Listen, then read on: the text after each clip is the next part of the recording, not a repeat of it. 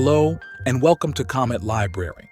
In this episode, we are reading the first 3 chapters of 20 Years After by Alexandre Dumas.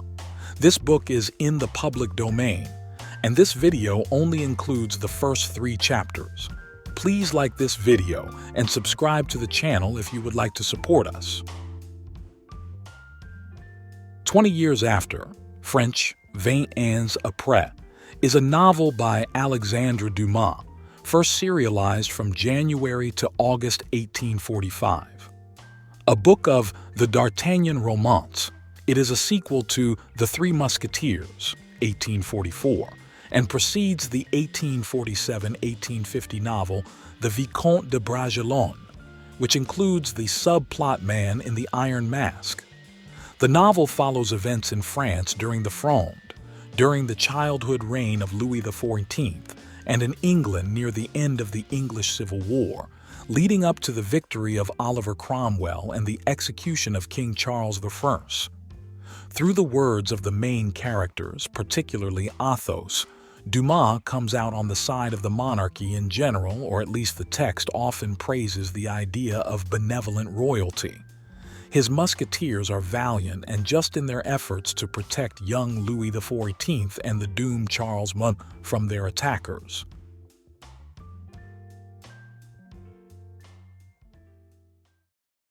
"20 Years After", originally published in August 1845. Chapter 1. The Shade of Cardinal Richelieu.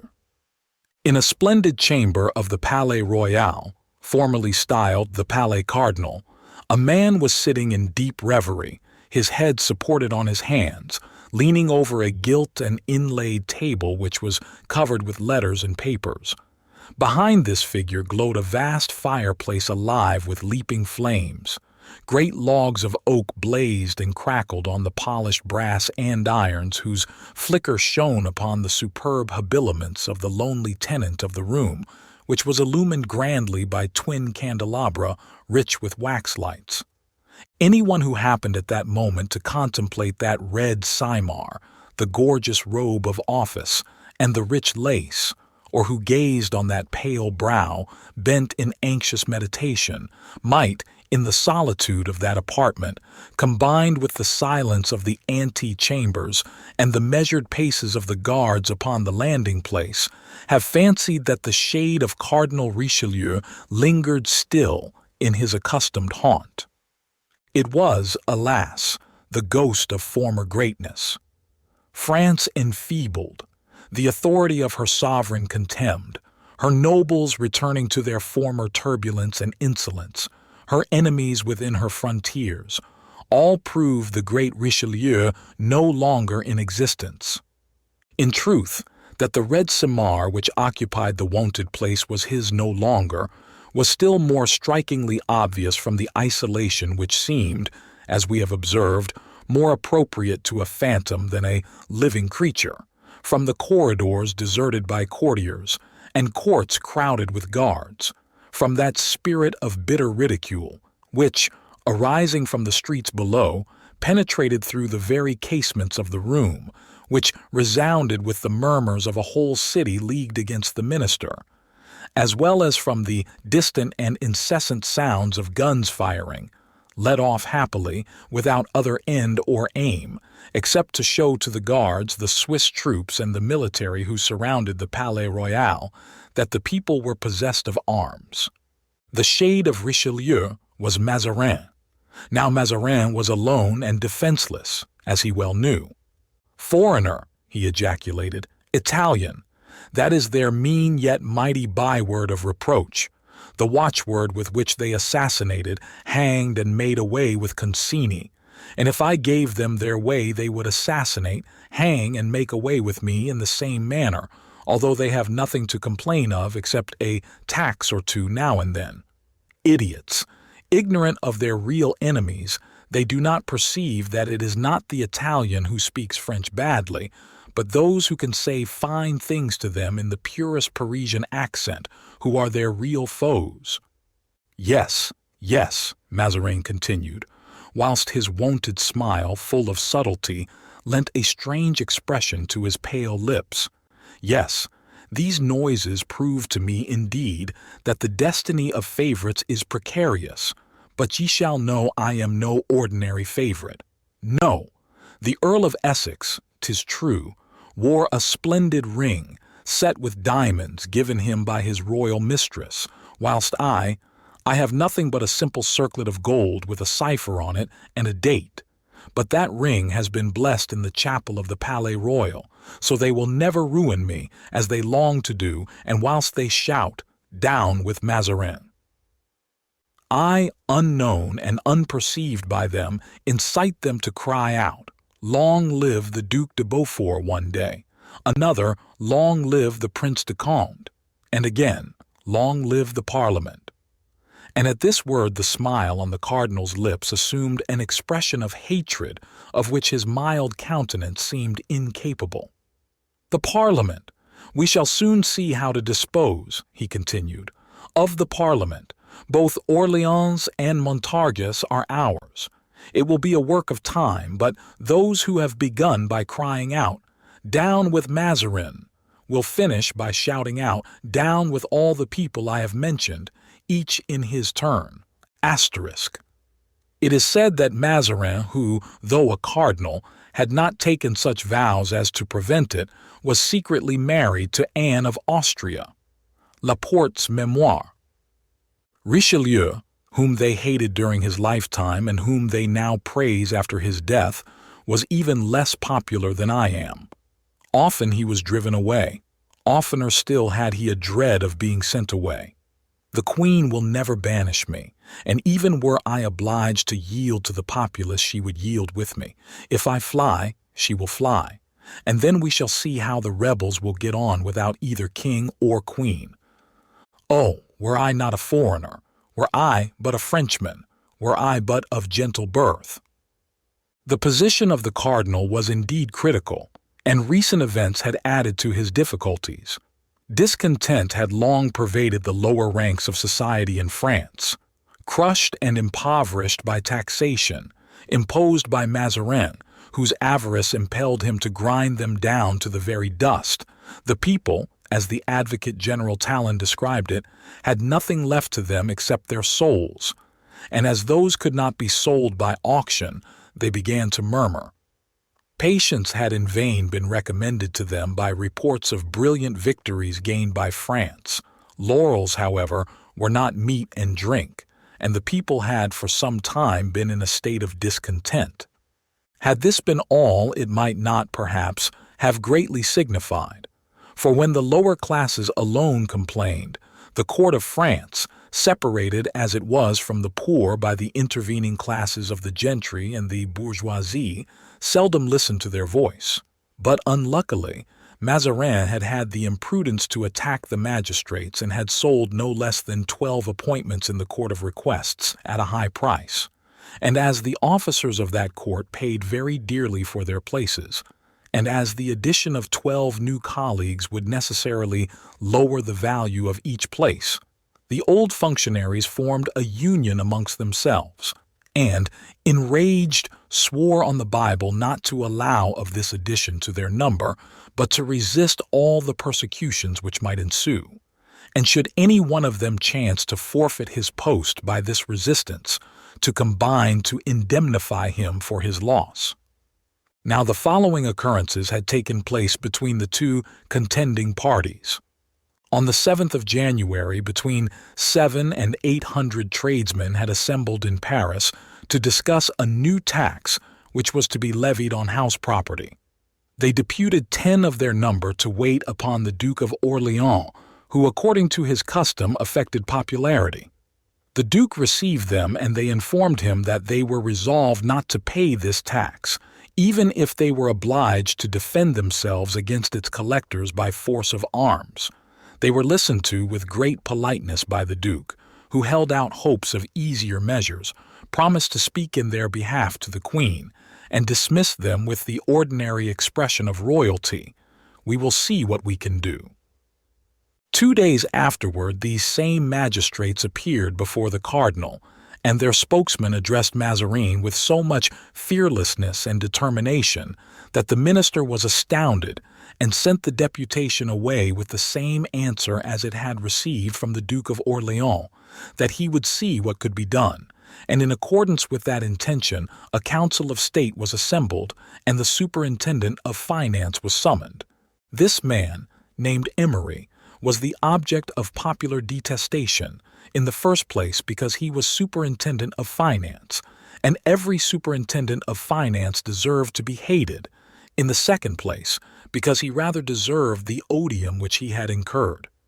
He was the son of a banker at Lyon named Particelli, who, after becoming a bankrupt, chose to change his name to Emery, and Cardinal Richelieu, having discovered in him great financial aptitude, had introduced him with a strong recommendation to Louis XIV, under his assumed name, in order that he might be appointed to the post he subsequently held. "You surprise me," exclaimed the monarch. "I am rejoiced to hear you speak of Monsieur d'Emery as calculated for a post which requires a man of probity. I was really afraid that you were going to force that villain Particelli upon me." "Sire," replied Richelieu, "rest assured that Particelli, the man to whom your Majesty refers, has been hanged." "Ah, so much the better," exclaimed the king. "It is not for nothing that I am styled Louis the Just," and he signed Emery's appointment. This was the same Emery who became eventually superintendent of finance. He was sent for by the ministers, and he came before them pale and trembling, declaring that his son had very nearly been assassinated the day before, near the palace. The mob had insulted him on account of the ostentatious luxury of his wife, whose house was hung with red velvet edged with gold fringe. This lady was the daughter of Nicolas de Camus, who arrived in Paris with 20 francs in his pocket, became Secretary of State, and accumulated wealth enough to divide 9 millions of francs among his children and to keep an income of 40,000 for himself. The fact was that Emery's son had run a great chance of being suffocated, one of the rioters having proposed to squeeze him until he gave up all the gold he had swallowed. Nothing, therefore, was settled that day, as Emery's head was not steady enough for business after such an occurrence.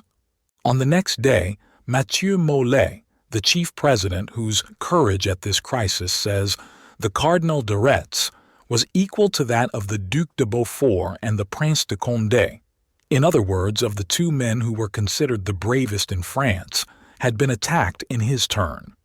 The people threatened to hold him responsible for the evils that hung over them, but the chief president had replied with his habitual coolness, without betraying either disturbance or surprise, that should the agitators refuse obedience to the king's wishes, he would have gallows erected in the public squares and proceed at once to hang the most active among them.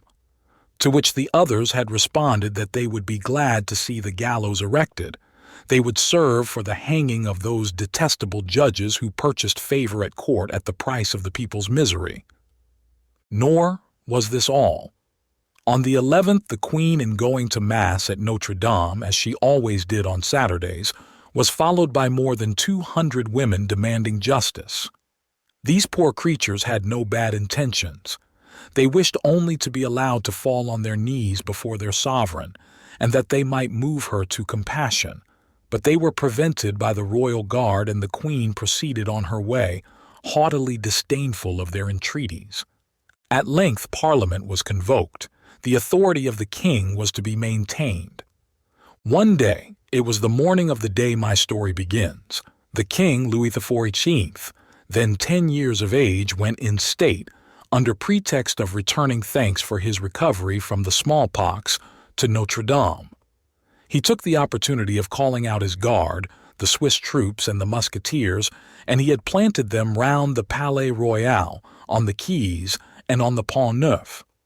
After Mass, the young monarch drove to the Parliament House, where, upon the throne, he hastily confirmed not only such edicts as he had already passed, but issued new ones, each one, according to Cardinal de Retz, more ruinous than the others. a proceeding which drew forth a strong remonstrance from the chief president Molay, whilst President Blancmesnil and Councillor Broussel raised their voices in indignation against fresh taxes. The king returned amidst the silence of a vast multitude to the Palais Royal. All minds were uneasy, most were foreboding, many of the people used threatening language. At first, indeed, they were doubtful whether the king's visit to the Parliament had been in order to lighten or increase their burdens, but scarcely was it known that the taxes were to be still further increased, when cries of "Down with Mazarin," "Long live Bruxelles," "Long live Blancmesnil" resounded through the city. For the people had learned that Bruxelles and Blancmesnil had made speeches in their behalf, and although the eloquence of these deputies had been without avail, it had none the less won for them the people's goodwill. All attempts to disperse the groups collected in the streets or silence their exclamations were in vain.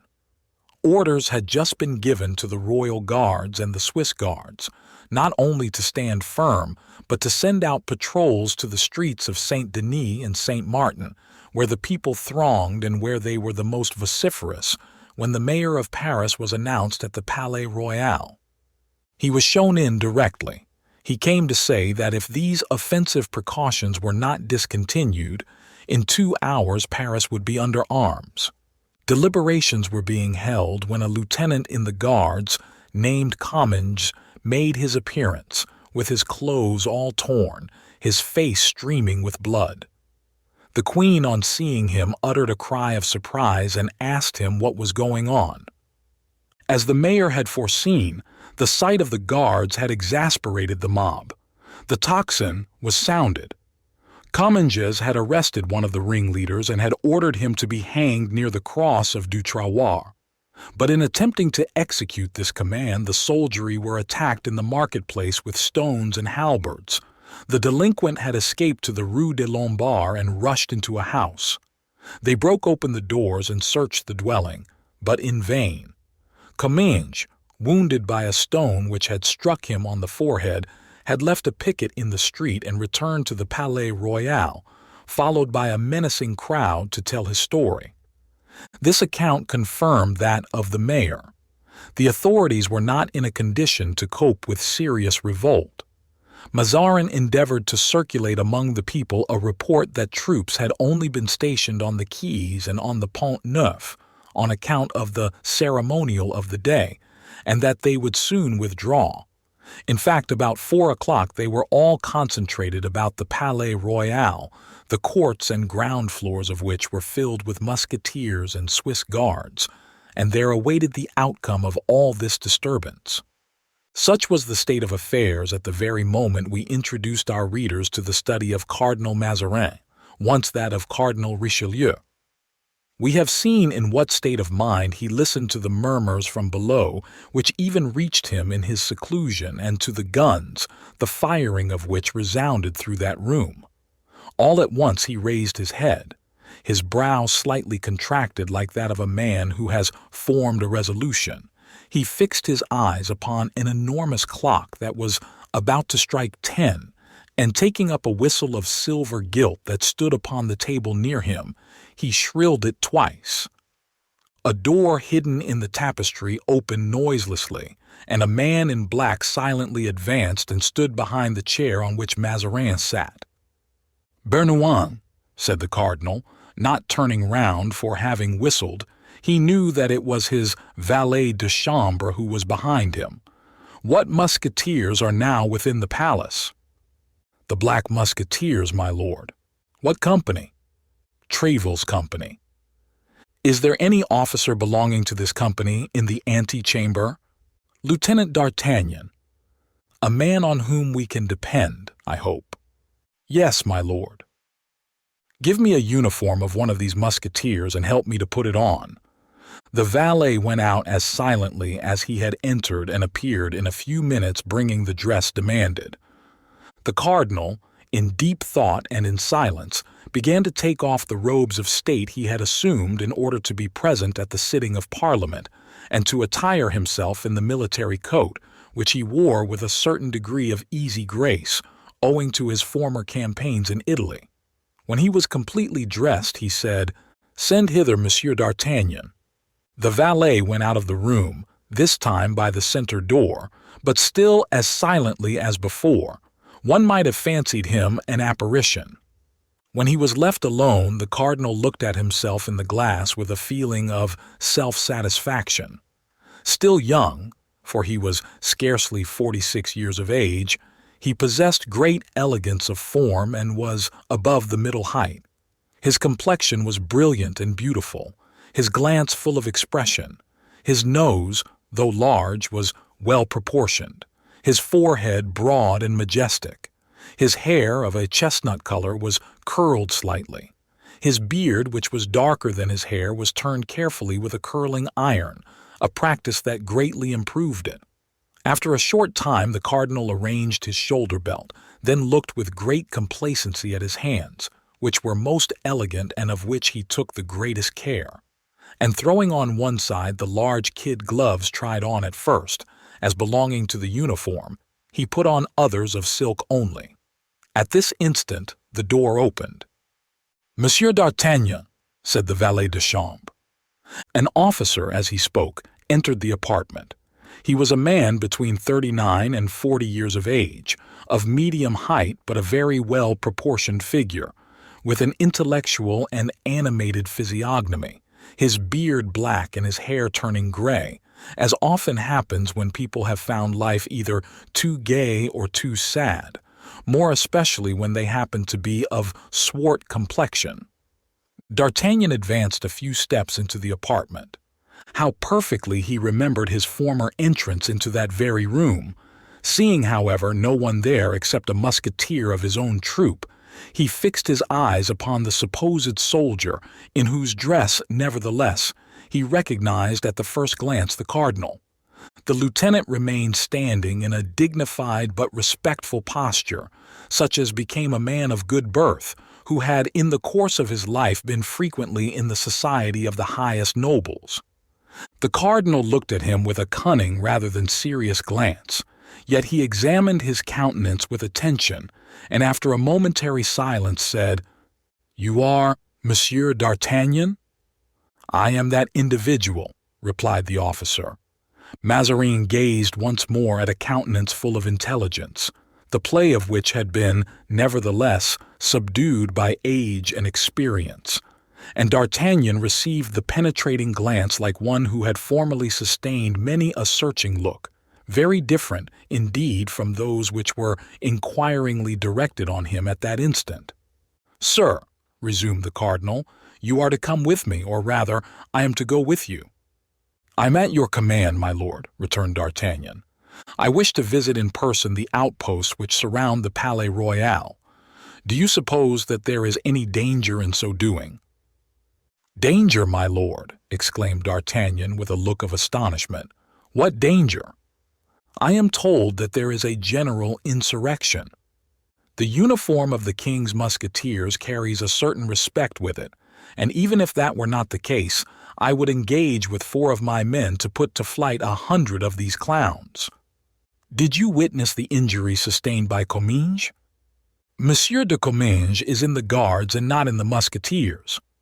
"Which means, I suppose, that the musketeers are better soldiers than the guards." The cardinal smiled as he spoke. "Everyone likes his own uniform best, my lord. Myself excepted." And again Mazarin smiled. "For you perceive that I have left off mine and put on yours." "Lord bless us! This is modesty indeed," cried D'Artagnan.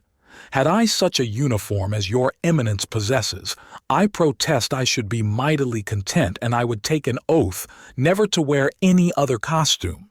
Yes, but for tonight's adventure, I don't suppose my dress would have been a very safe one. Give me my felt hat, Bernouin." The valet instantly brought to his master a regimental hat with a wide brim. The cardinal put it on in military style. "Your horses are ready saddled in their stables, are they not?" he said, turning to D'Artagnan. "Yes, my lord." "Well, let us set out. How many men does your eminence wish to escort you?" You say that with 4 men you will undertake to disperse 100 low fellows, as it may happen that we shall have to encounter 200, take 8, as many as my lord wishes. I will follow you. This way, light us downstairs, Bernouin. The valet held a wax light. The cardinal took a key from his bureau and, opening the door of a secret stair, descended into the court of the Palais Royal. Chapter 2. A Nightly Patrol. In 10 minutes, Mazarin and his party were traversing the street Les Bons Enfants behind the theatre built by Richelieu expressly for the play of Miram, and in which Mazarin, who was an amateur of music but not of literature, had introduced into France the first opera that was ever acted in that country. The appearance of the town denoted the greatest agitation. Numberless groups paraded the streets, and whatever D'Artagnan might think of it, it was obvious that the citizens had for the night laid aside their usual forbearance in order to assume a warlike aspect. From time to time, noises came in the direction of the public markets. The report of firearms was heard near the Rue Saint-Denis, and occasionally church bells began to ring indiscriminately and at the caprice of the populace. D'Artagnan, meantime, pursued his way with the indifference of a man upon whom such acts of folly made no impression. When he approached a group in the middle of the street, he urged his horse upon it without a word of warning, and the members of the group, whether rebels or not, as if they knew with what sort of a man they had to deal, at once gave place to the patrol. The cardinal envied that composure, which he attributed to the habit of meeting danger, but none the less he conceived for the officer under whose orders he had for the moment placed himself that consideration which even prudence pays to careless courage.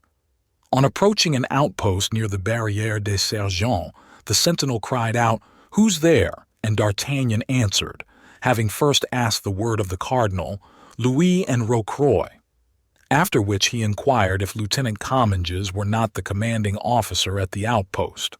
The soldier replied by pointing out to him an officer who was conversing, on foot, his hand upon the neck of a horse on which the individual to whom he was talking sat. Here was the officer D'Artagnan was seeking. "Here is Monsieur Comminges," said D'Artagnan, returning to the cardinal. He instantly retired from a feeling of respectful delicacy. It was, however, evident that the cardinal was recognized by both Comminges and the other officers on horseback. "Well done, Guitant," cried the cardinal to the equestrian. "I see plainly that, notwithstanding the 64 years that have passed over your head, you are still the same man, active and zealous. What were you saying to this youngster?" "My lord," replied Guitant, "I was observing that we live in troublous times and that today's events are very like those in the days of the League, of which I heard so much in my youth. Are you aware that the mob have even suggested throwing up barricades in the Rue Saint-Denis and the Rue Saint-Antoine?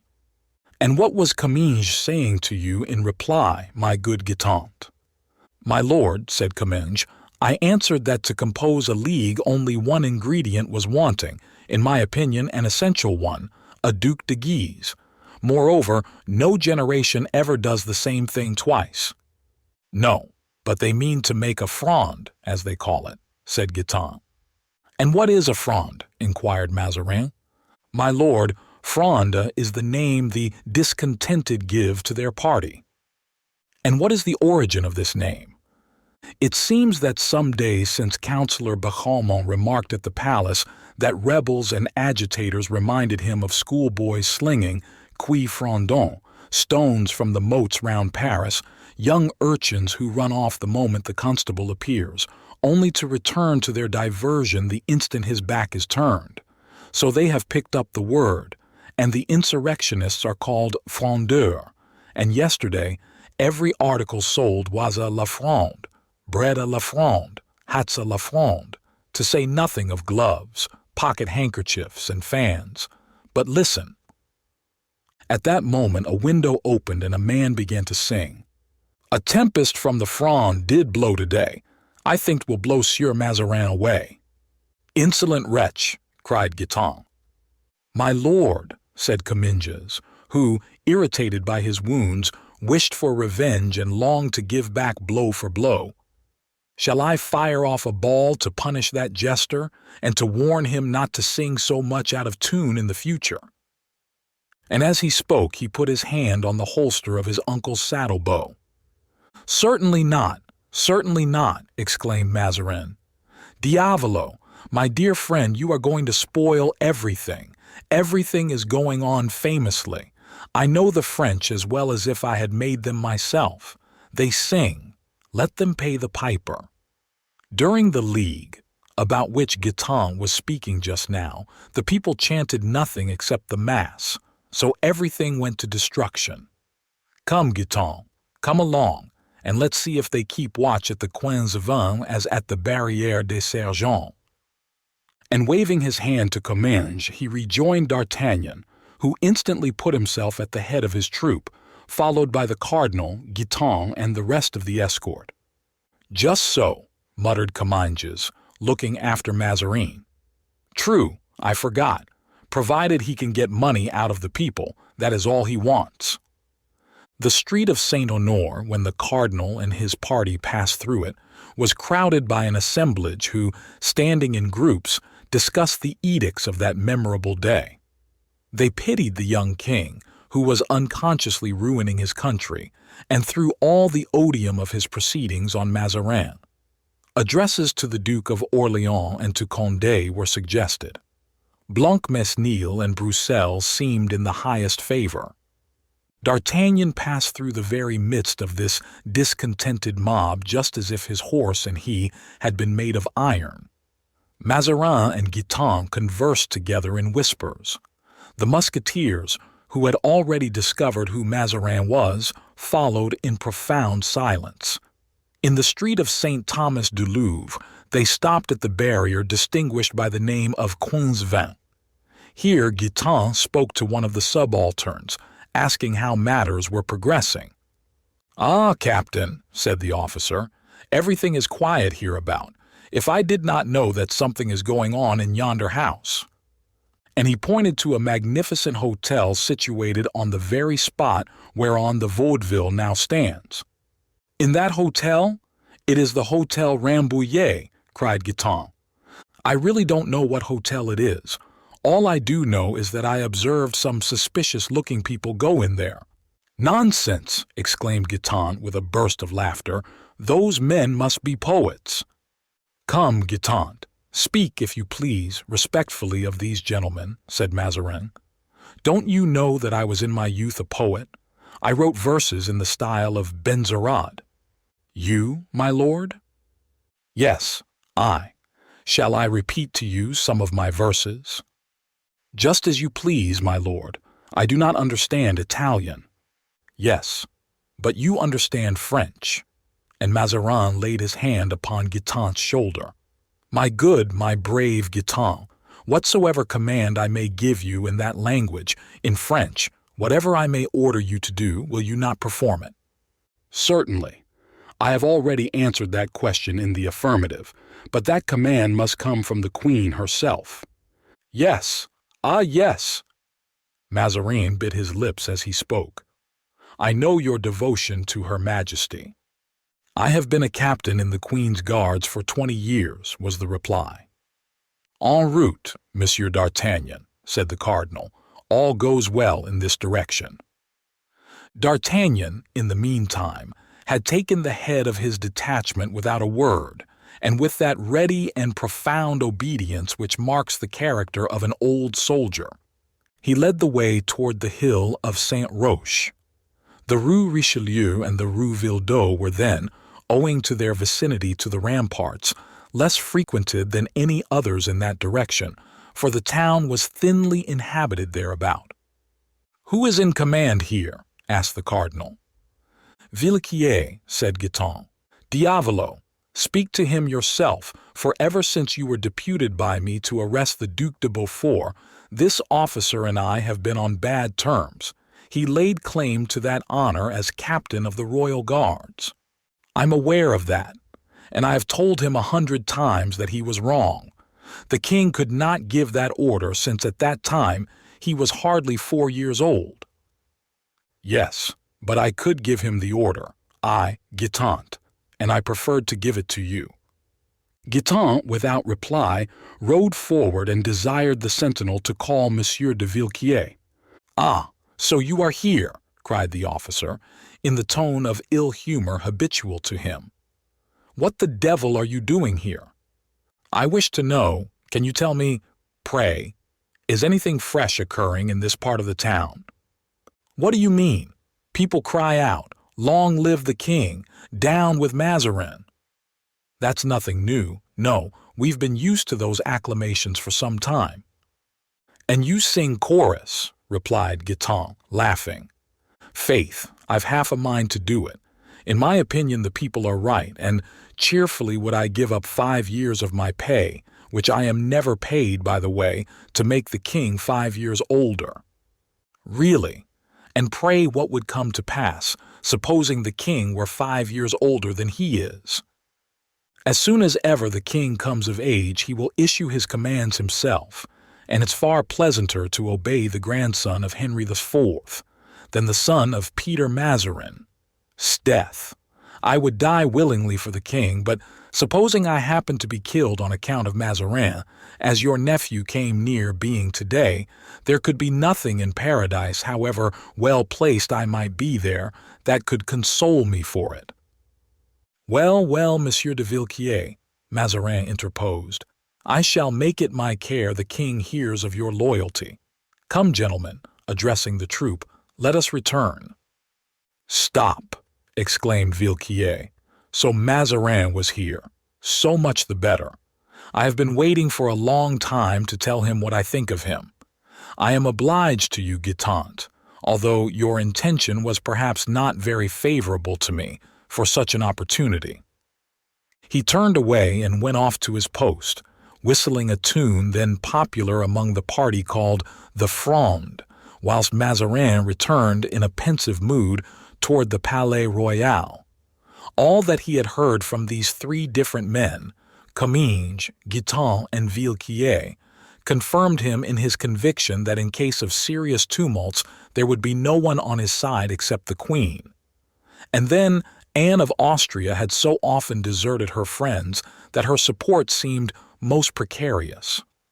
During the whole of this nocturnal ride, during the whole time that he was endeavoring to understand the various characters of Comminges, Guitant, and Villequier, Mazarin was, in truth, studying more especially one man. This man who had remained immovable as bronze when menaced by the mob, not a muscle of whose face was stirred, either at Mazarin's witticisms or by the jests of the multitude, seemed to the cardinal a peculiar being who, having participated in past events similar to those now occurring, was calculated to cope with those now on the eve of taking place. The name of D'Artagnan was not altogether new to Mazarin, who, although he did not arrive in France before the year 1634 or 1635, that is to say, about 8 or 9 years after the events which we have related in a preceding narrative, fancied he had heard it pronounced as that of one who was said to be a model of courage, address, and loyalty. The 3 Musketeers. Possessed by this idea, the cardinal resolved to know all about D'Artagnan immediately. Of course he could not inquire from D'Artagnan himself who he was and what had been his career. He remarked, however, in the course of conversation, that the lieutenant of musketeers spoke with a Gascon accent. Now the Italians and the Gascons are too much alike and know each other too well ever to trust what any one of them may say of himself. So in reaching the walls which surrounded the Palais Royal, the cardinal knocked at a little door, and after thanking D'Artagnan and requesting him to wait in the court of the Palais Royal, he made a sign to Guitant to follow him. They both dismounted, consigned their horses to the lackey who had opened the door, and disappeared in the garden. "My dear friend," said the cardinal, leaning as they walked through the garden on his friend's arm, You told me just now that you had been 20 years in the Queen's service. Yes, it's true. I have, returned Guitant. Now, my dear Guitant, I have often remarked that in addition to your courage, which is indisputable, and your fidelity, which is invincible, you possess an admirable memory. You have found that out, have you, my lord? Deuce take it, all the worse for me. How? There is no doubt but that one of the chief accomplishments of a courtier is to know when to forget. But you, Guitant, are not a courtier. You are a brave soldier, one of the few remaining veterans of the days of Henry IV. Alas, how few today exist. Plague on't, my lord, have you brought me here to get my horoscope out of me? No, I only brought you here to ask you, returned Mazarin, smiling, if you have taken any particular notice of our lieutenant of musketeers. Monsieur d'Artagnan, I have had no occasion to notice him particularly. He's an old acquaintance. He's a Gascon. De Tréville knows him and esteems him very highly, and de Tréville, as you know, is one of the Queen's greatest friends. As a soldier, the man ranks well. He did his whole duty and even more at the siege of Rochelle, as at Suze and Perpignan. But you know, Guitant, we poor ministers often want men with other qualities besides courage. We want men of talent. Pray, was not Monsieur d'Artagnan, in the time of the cardinal, mixed up in some intrigue from which he came out, according to report, quite cleverly? My lord, as to the report you allude to, Guitant perceived that the cardinal wished to make him speak out. I know nothing but what the public knows. I never meddle in intrigues, and if I occasionally become a confidant of the intrigues of others, I am sure your eminence will approve of my keeping them secret. Mazarin shook his head. Ah, he said, some ministers are fortunate and find out all that they wish to know. My lord, replied Guitant, such ministers do not weigh men in the same balance. They get their information on war from warriors, on intrigues from intriguers. Consult some politician of the period of which you speak, and if you pay well for it, you will certainly get to know all you want.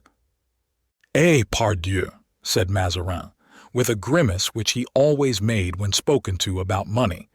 They will be paid, if there is no way of getting out of it. Does my lord seriously wish me to name anyone who was mixed up in the cabals of that day? By Bacchus, rejoined Mazarin impatiently, it's about an hour since I asked you for that very thing, wooden-head that you are. There is one man for whom I can answer, if he will speak out. That's my concern. I will make him speak. Ah, my lord, 'tis not easy to make people say what they don't wish to let out. Pooh, with patience one must succeed. Well, this man, who is he? The Comte de Rochefort. The Comte de Rochefort. Unfortunately, he has disappeared these 4 or 5 years, and I don't know where he is. I know, Guitant, said Mazarin. Well, then, how is it that your eminence complained just now of want of information? You think, resumed Mazarin, that Rochefort, he was Cardinal Richelieu's creature, my lord. I warn you, however, his services will cost you something. The cardinal was lavish to his underlings. Yes, Guitant, said Mazarin. Richelieu was a great man, a very great man, but he had that defect. Thanks, Guitant. I shall benefit by your advice this very evening. Here they separated, and bidding adieu to Guitant in the court of the Palais Royal, Mazarin approached an officer who was walking up and down within that enclosure. It was D'Artagnan, who was waiting for him. Come hither, said Mazarin in his softest voice. I have an order to give you. D'Artagnan bent low and, following the cardinal up the secret staircase, soon found himself in the study whence they had first set out. The cardinal seated himself before his bureau, and taking a sheet of paper wrote some lines upon it, whilst D'Artagnan stood imperturbable, without showing either impatience or curiosity. He was like a soldierly automaton, or rather like a magnificent marionette. The cardinal folded and sealed his letter. "Monsieur d'Artagnan," he said, "you are to take this dispatch to the Bastille and bring back here the person it concerns. You must take a carriage and an escort and guard the prisoner with the greatest care." D'Artagnan took the letter, touched his hat with his hand, turned round upon his heel like a drill sergeant, and a moment afterward was heard, in his dry and monotonous tone, commanding 4 men and an escort, a carriage, and a horse. 5 minutes afterward, the wheels of the carriage and the horse's shoes were heard resounding on the pavement of the courtyard. Chapter the 3rd. Dead Animosities. D'Artagnan arrived at the Bastille just as it was striking 8:30. His visit was announced to the governor, who, on hearing that he came from the cardinal, went to meet him and received him at the top of the great flight of steps outside the door. The governor of the Bastille was Monsieur du Tremblay, the brother of the famous Capuchin Joseph, that fearful favorite of Richelieu's, who went by the name of the Grey Cardinal. During the period that the Duc de Bassompierre passed in the Bastille, where he remained for 12 long years, when his companions, in their dreams of liberty, said to each other, "As for me, I shall go out of the prison at such a time."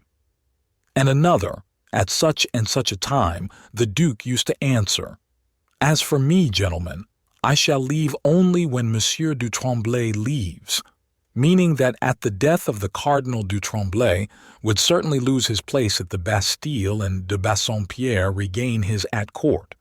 His prediction was nearly fulfilled, but in a very different way from that which de Bassompierre supposed, for after the death of Richelieu everything went on, contrary to expectation, in the same way as before, and Bassompierre had little chance of leaving his prison. Monsieur du Tremblay received D'Artagnan with extreme politeness and invited him to sit down with him to supper, of which he was himself about to partake. "I should be delighted to do so," was the reply, "but if I am not mistaken, the words in haste are written on the envelope of the letter which I brought." "You are right," said du Tremblay. "Hello, Major. Tell them to order number 25 to come downstairs." The unhappy wretch who entered the Bastille ceased, as he crossed the threshold, to be a man. He became a number. D'Artagnan shuddered at the noise of the keys. He remained on horseback, feeling no inclination to dismount, and sat looking at the bars, at the buttressed windows and the immense walls he had hitherto only seen from the other side of the moat, but by which he had for 20 years been awestruck. A bell resounded. "I must leave you," said du Tremblay. "I am sent for to sign the release of a prisoner. I shall be happy to meet you again, sir." "May the devil annihilate me if I return thy wish," murmured D'Artagnan, smiling as he pronounced the imprecation. "I declare I feel quite ill after only being 5 minutes in the courtyard. Go to, go to. I would rather die on straw than hoard up 1,000 a year by being governor of the Bastille." He had scarcely finished this soliloquy before the prisoner arrived. On seeing him, D'Artagnan could hardly suppress an exclamation of surprise. The prisoner got into the carriage without seeming to recognize the musketeer. "Gentlemen," thus D'Artagnan addressed the 4 musketeers, "I am ordered to exercise the greatest possible care in guarding the prisoner, and since there are no locks to the carriage, I shall sit beside him. Monsieur de Lillebonne, lead my horse by the bridle, if you please." As he spoke, he dismounted, gave the bridle of his horse to the musketeer, and placing himself by the side of the prisoner, said, in a voice perfectly composed, "To the Palais Royal, at full trot." The carriage drove on, and D'Artagnan, availing himself of the darkness in the archway under which they were passing, threw himself into the arms of the prisoner. "Rochefort!" he exclaimed. "You! Is it you, indeed? I am not mistaken?" "D'Artagnan!" cried Rochefort. "Ah, my poor friend," resumed D'Artagnan, "not having seen you for 4 or 5 years, I concluded you were dead." "I' faith," said Rochefort. "There's no great difference, I think, between a dead man and one who has been buried alive. Now I have been buried alive, or very nearly so." "And for what crime are you imprisoned in the Bastille?" "Do you wish me to speak the truth?" "Yes." "Well then, I don't know." "Have you any suspicion of me, Rochefort?" "No, on the honor of a gentleman, but I cannot be imprisoned for the reason alleged. It is impossible." "What reason?" asked D'Artagnan. "For stealing." "For stealing. You, Rochefort. You are laughing at me." "I understand. You mean that this demands explanation, do you not?" "I admit it." "Well, this is what actually took place. One evening after an orgy in Reynard's apartment at the Tuileries with the Duc d'Harcourt, Fontrailles, de Rieux, and others, the Duc d'Harcourt proposed that we should go and pull cloaks on the Pont Neuf. That is, you know, a diversion which the Duc d'Orléans made quite the fashion. Were you crazy, Rochefort, at your age? No, I was drunk. And yet, since the amusement seemed to me rather tame, I proposed to Chevalier de Rieux that we should be spectators instead of actors, and, in order to see to advantage, that we should mount the bronze horse. No sooner said than done. Thanks to the spurs which served as stirrups, in a moment we were perched upon the croup. We were well placed and saw everything.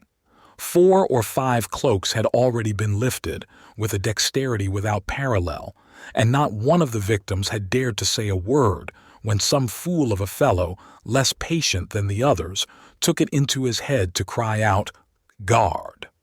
and drew upon us a patrol of archers. Duc d'Harcourt, Fontrailles, and the others escaped. De Rieux was inclined to do likewise, but I told him they wouldn't look for us where we were. He wouldn't listen, put his foot on the spur to get down. The spur broke. He fell with a broken leg, and instead of keeping quiet, took to crying out like a gallows bird. I then was ready to dismount, but it was too late. I descended into the arms of the archers. They conducted me to the Châtelet, where I slept soundly, being very sure that on the next day I should go forth free. The next day came and passed, the day after a week. I then wrote to the cardinal. The same day they came for me and took me to the Bastille. That was 5 years ago. Do you believe it was because I committed the sacrilege of mounting en croupe behind Henry IV?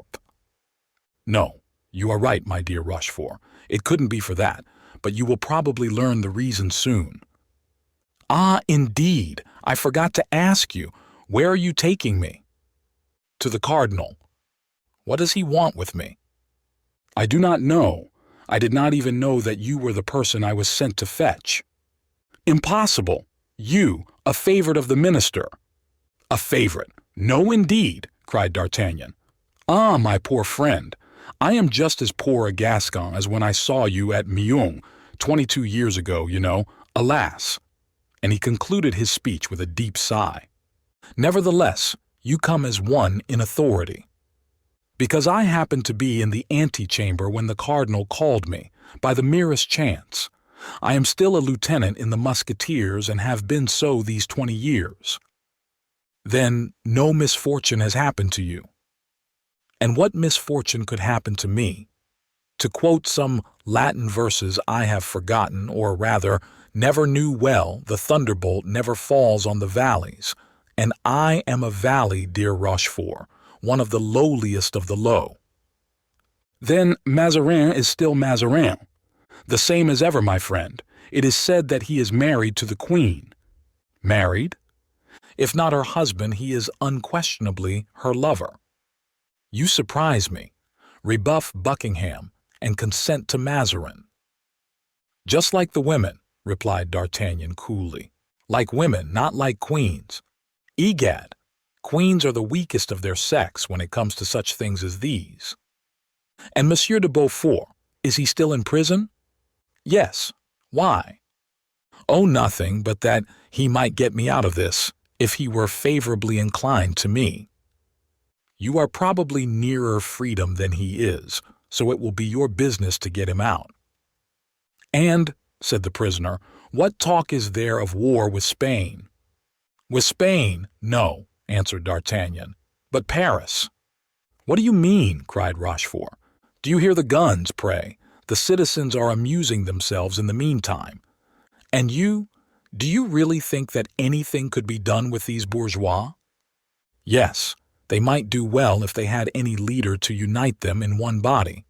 How miserable not to be free! Don't be downcast. Since Mazarin has sent for you, it is because he wants you. I congratulate you. Many a long year has passed since anyone has wanted to employ me, so you see in what a situation I am. Make your complaints known. That's my advice. Listen, Rochefort, let us make a compact. We are friends, are we not? Egad, I bear the traces of our friendship, 3 slits or slashes from your sword. Well, if you should be restored to favor, don't forget me. On the honor of a Rochefort, but you must do the like for me. There's my hand, I promise. Therefore, whenever you find any opportunity of saying something in my behalf, I shall say it, and you, I shall do the same. Apropos, are we to speak of your friends also, Athos, Porthos, and Aramis, or have you forgotten them? Almost? What has become of them? I don't know. We separated, as you know. They are alive. That's all that I can say about them. From time to time I hear of them indirectly. But in what part of the world they are, devil take me if I know. No, on my honor, I have not a friend in the world but you, Rochefort. And the illustrious, what's the name of the lad whom I made a sergeant in Piedmont's regiment? Planchet. The illustrious Planchet. What has become of him? I shouldn't wonder if he were at the head of the mob at this very moment. He married a woman who keeps a confectioner's shop in the Rue des Lombards, for he's a lad who was always fond of sweetmeats. He's now a citizen of Paris. You'll see that that queer fellow will be a sheriff before I shall be a captain. Come, dear D'Artagnan, look up a little. Courage! It is when one is lowest on the wheel of fortune that the merry-go-round wheels and rewards us. This evening your destiny begins to change. Amen! Exclaimed D'Artagnan, stopping the carriage. What are you doing? Asked Rochefort. We are almost there, and I want no one to see me getting out of your carriage. We are supposed not to know each other. You are right. Adieu. Au revoir. Remember your promise. In 5 minutes the party entered the courtyard, and D'Artagnan led the prisoner up the great staircase and across the corridor and antechamber. As they stopped at the door of the cardinal's study, D'Artagnan was about to be announced when Rochefort slapped him on his shoulder. D'Artagnan, let me confess to you what I've been thinking about during the whole of my drive, as I looked out upon the parties of citizens who perpetually crossed our path and looked at you and your 4 men with fiery eyes. Speak out, answered D'Artagnan. I had only to cry out help, for you and for your companions to be cut to pieces, and then I should have been free. Why didn't you do it? Asked the lieutenant. Come, come, cried Rochefort. Did we not swear friendship? Ah, had anyone but you been there, I don't say. D'Artagnan bowed. Is it possible that Rochefort has become a better man than I am? He said to himself, and he caused himself to be announced to the minister. Let Monsieur de Rochefort enter, said Mazarin eagerly, on hearing their names pronounced, and beg Monsieur d'Artagnan to wait. I shall have further need of him. These words gave great joy to D'Artagnan. As he had said, it had been a long time since anyone had needed him, and that demand for his services on the part of Mazarin seemed to him an auspicious sign. Rochefort, rendered suspicious and cautious by these words, entered the apartment, where he found Mazarin sitting at the table, dressed in his ordinary garb and as one of the prelates of the church, his costume being similar to that of the abbé in that day, excepting that his scarf and stockings were violet. As the door was closed, Rochefort cast a glance toward Mazarin, which was answered by one, equally furtive, from the minister. There was little change in the cardinal, still dressed with sedulous care, his hair well arranged and curled, his person perfumed. He looked, owing to his extreme taste in dress, only half his age. But Rochefort, who had passed 5 years in prison, had become old in the lapse of a few years. The dark locks of this estimable friend of the defunct Cardinal Richelieu were now white. The deep bronze of his complexion had been succeeded by a mortal pallor which betokened debility. As he gazed at him, Mazarin shook his head slightly, as much as to say, "This is a man who does not appear to me fit for much." After a pause, which appeared an age to Rochefort, Mazarin took from a bundle of papers a letter, and showing it to the Count, he said, "I find here a letter in which you sue for liberty, Monsieur de Rochefort. You are in prison, then?" Rochefort trembled in every limb at this question. "But I thought," he said, "that your Eminence knew that circumstance better than anyone." "I? Oh, no. There is a congestion of prisoners in the Bastille who were cooped up in the time of Monsieur de Richelieu. I don't even know their names." "Yes, but in regard to myself, my lord, it cannot be so, for I was removed from the Châtelet to the Bastille owing to an order from your Eminence." "You think you were?" "I am certain of it." "Ah, stay. I fancy I remember it. Did you not once refuse to undertake a journey to Brussels for the Queen?" "Ah, ah!" exclaimed Rochefort.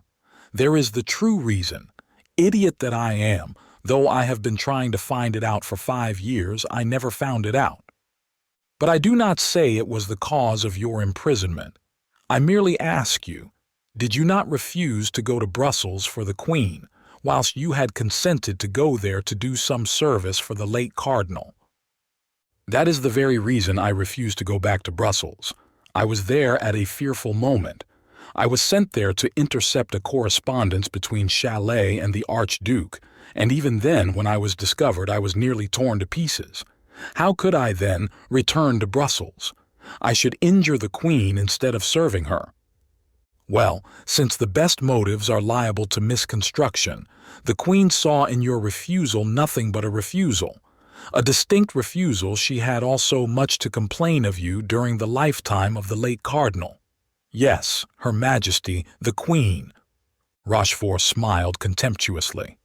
"Since I was a faithful servant, my lord, to Cardinal Richelieu during his life, it stands to reason that now, after his death, I should serve you well, in defiance of the whole world." "With regard to myself, Monsieur de Rochefort," replied Mazarin, "I am not, like Monsieur de Richelieu, all-powerful. I am but a minister who wants no servants, being myself nothing but a servant of the Queen's. Now, the Queen is of a sensitive nature. Hearing of your refusal to obey her, she looked upon it as a declaration of war, and as she considers you a man of superior talent and consequently dangerous, she desired me to make sure of you. That is the reason of your being shut up in the Bastille. But your release can be managed. You are one of those men who can comprehend certain matters and, having understood them, can act with energy."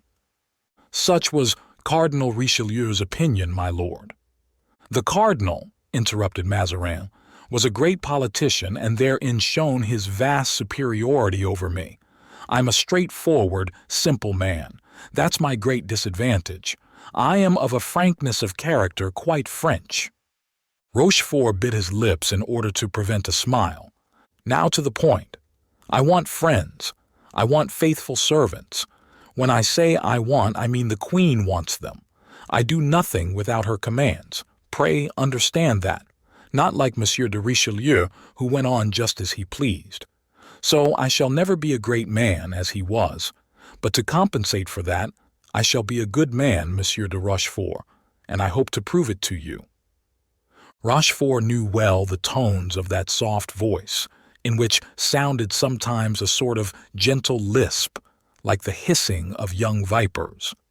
"I am disposed to believe your Eminence," he replied, "though I have had but little evidence of that good nature of which your Eminence speaks. Do not forget that I have been 5 years in the Bastille, and that no medium of viewing things is so deceptive as the grating of a prison. Ah, Monsieur de Rochefort, have I not told you already that I had nothing to do with that? The Queen, cannot you make allowances for the pettishness of a queen and a princess? But that has passed away as suddenly as it came, and is forgotten.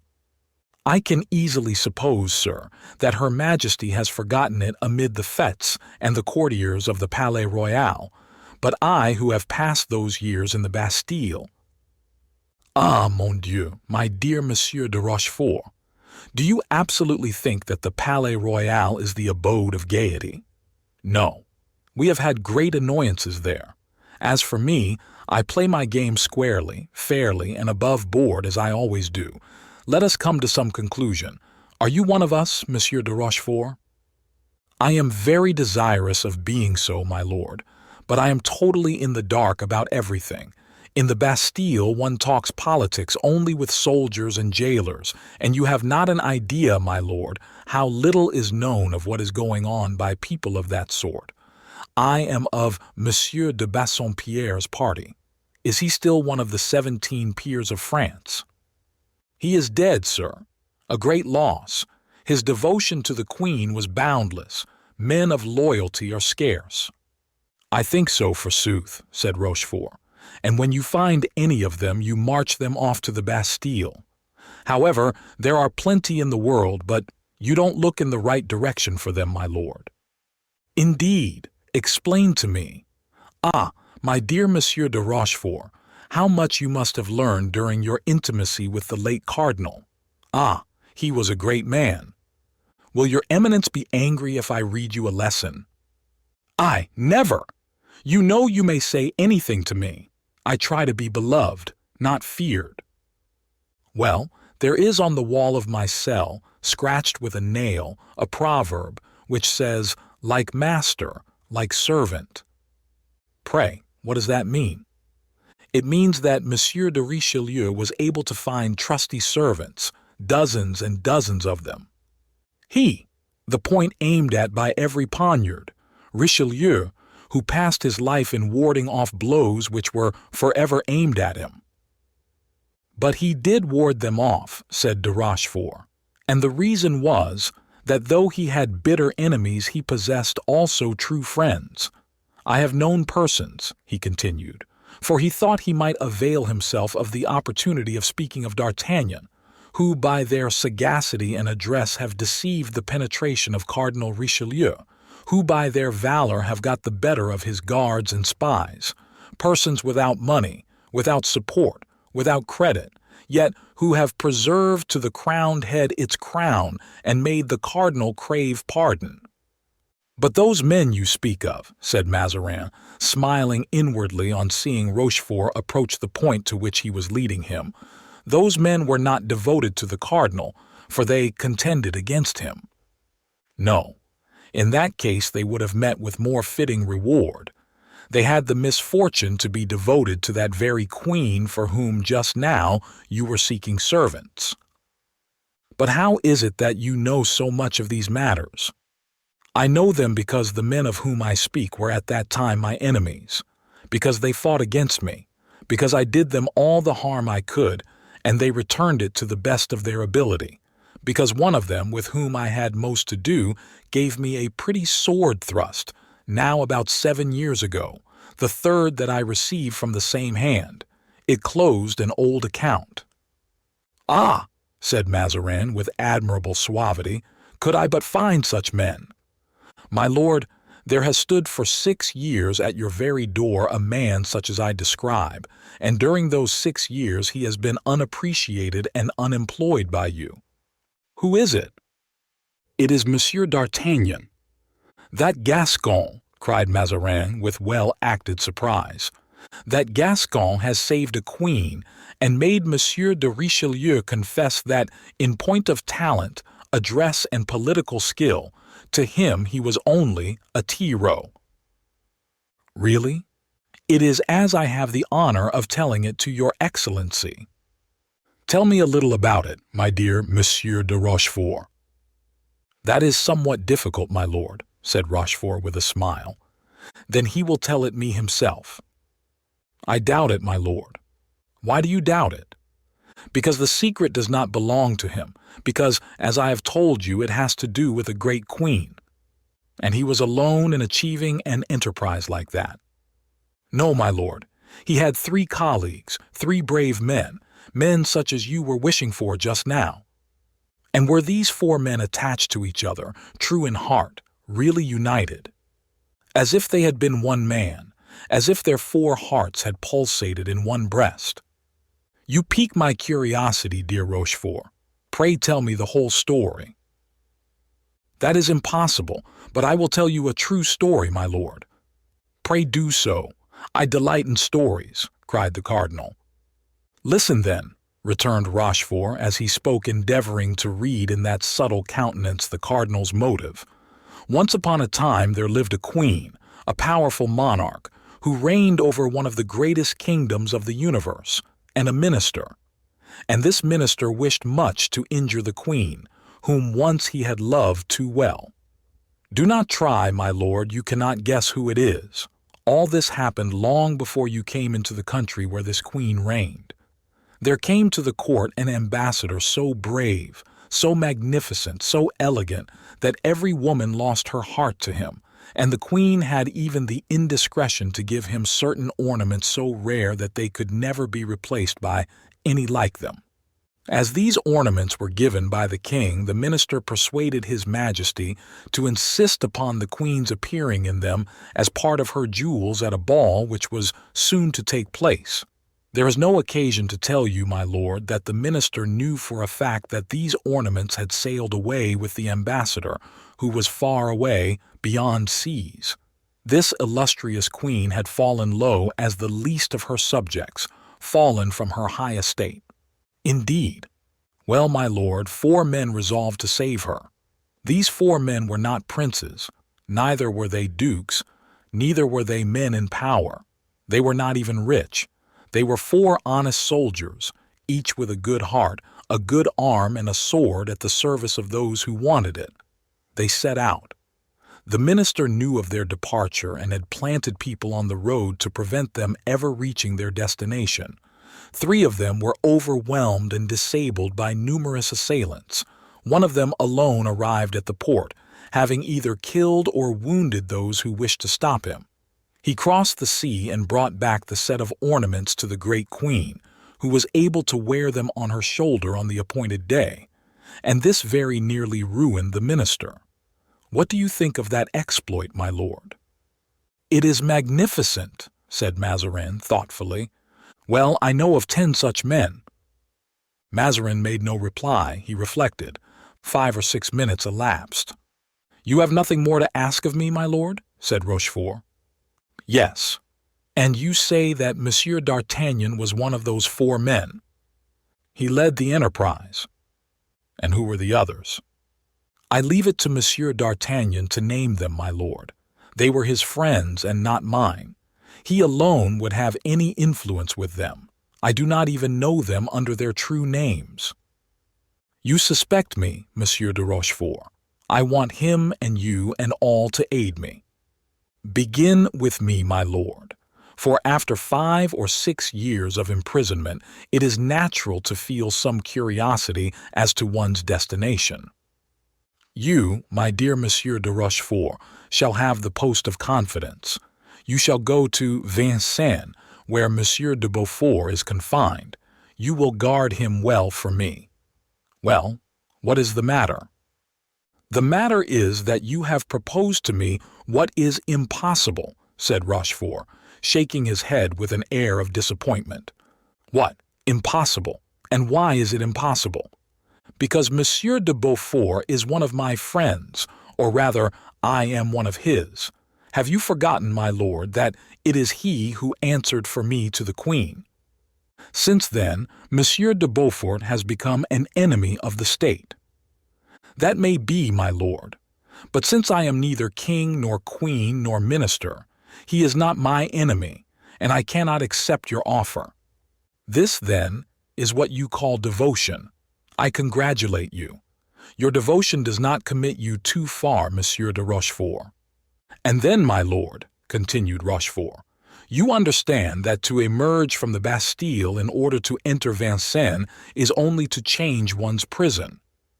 Say at once that you are on the side of Monsieur de Beaufort. That will be the most sincere line of conduct, said Mazarin. My lord, I have been so long shut up that I am only of one party. I am for fresh air. Employ me in any other way. Employ me even actively, but let it be on the high roads. My dear Monsieur de Rochefort, Mazarin replied in a tone of raillery, you think yourself still a young man. Your spirit is that of the phoenix, but your strength fails you. Believe me, you ought now to take a rest. Here. You decide, then, nothing about me, my lord? On the contrary, I have come to a decision. Bernouin came into the room. Call an officer of justice, he said, and stay close to me, he added in a low tone. The officer entered. Mazarin wrote a few words which he gave to this man, then he bowed. Adieu, Monsieur de Rochefort, he said. Rochefort bent low. I see, my lord, I am to be taken back to the Bastille. You are sagacious. I shall return thither, my lord, but it is a mistake on your part not to employ me. You? The friend of my greatest foes? Don't suppose that you are the only person who can serve me, Monsieur de Rochefort. I shall find many men as able as you are. I wish you may, my lord, replied de Rochefort. He was then reconducted by the little staircase, instead of passing through the antechamber where D'Artagnan was waiting. In the courtyard the carriage and the 4 musketeers were ready, but he looked around in vain for his friend. Ah, he muttered to himself, this changes the situation, and if there is still a crowd of people in the streets, we will try to show Mazarin that we are still, thank God, good for something else than keeping guard over a prisoner. And he jumped into the carriage with the alacrity of a man of 25.